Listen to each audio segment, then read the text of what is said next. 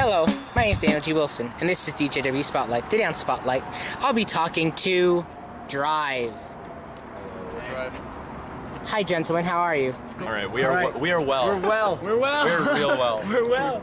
So, guys, I recently just saw your set. I have to say it's is what I expected, and that's a good thing. I expected greatness. You didn't disappoint me. We're happy to hear that. Yeah, that's definitely a good thing. We're all just kissing buttholes out here, doing our thing. If you were terrible, I would have thrown tomatoes at you.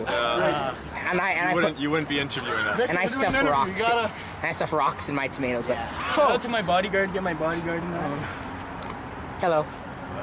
See you, Victor. So, guys, I have to say, your sound, what sparked me both listening to your recordings and also seeing you guys live is your sound. You guys have a very, it's somber. It's not soft, but it's a somber mellowness. It kind of brings to light influence from 80s dream pop, slowcore, but in a kind of interesting take. Explain to me why you guys decided those kind of dreamy soundscapes. Well, I guess we bought a synth. For you two. We bought a synth. It was like, I've kind of worked for a few years to figure out what kind of sound my voice would actually sound all right with. So that's basically the only reason we sound like that. Plus, like, I think When we bought the synth is when our sound really started the changing. synth changed a lot of shit, but like, influences definitely come from the 80s, and our favorite band right now would be the 1975, I guess. It's very inspired. Who's Very inspired from the 80s. insanely inspired from the 80s. Yeah. So all of our influences are influenced by a lot of 80s dream pop. And we're doing 80s covers yeah, too. like we cover the Stone Roses, the Smiths, so it's all. Especially the Smiths. Yeah. I have to say the Stone Roses cover was my favorite. Cool. And that's one of my favorite songs. That one vibes really well. That one kind of fits into our sound. It's a good one. That was actually I crazy. like that one a lot. Now, I'm very curious. Now, you guys, for a band that's just relatively started out, this is your first show as a unit, I'm remembering. You guys already have recordings, and you're also working on an EP as well. Second EP. Yeah, our second Our EP. EP's done, yeah. Tell me, for a band like that, you guys, how do you feel like that? I mean, most bands that have been together for like 2 years don't even have like a single. Well, that was not by choice.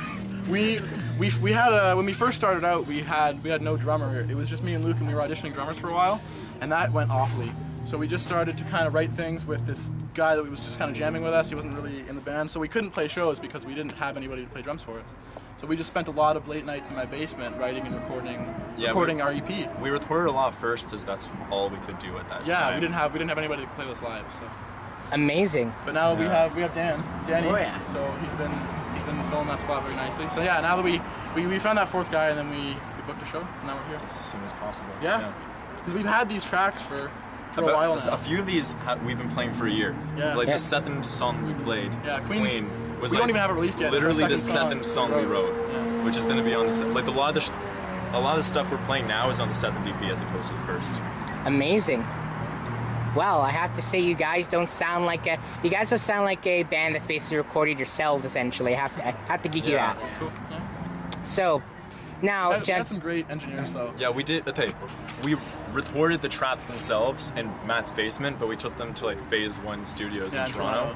And that, like, we worked with the same guys. Who were working these with, two like, great guys, Jeff and Darren. Jeff and they worked took with us out so Alessia well. Tara and Young Empires. Oh, nice. So, like, they it were was- really great. They took care of us really nicely. They gave us. They helped to change the sound a lot. Yeah, like it sounded a much different way before we had it mixed. Yeah. Just because they've been doing it for a long time and they knew what to do. They made it They've sound had a lot of experience. They made it sound more professional. Yeah, that's and that for sure. 1,000%. we kind of brought that into the live show tonight, right? And Hmm. we'll continue to probably. I'd say. Now, for a young band that's just starting out and everything else, what can we expect from you guys in the future? What can we expect from EP Drive? number 2.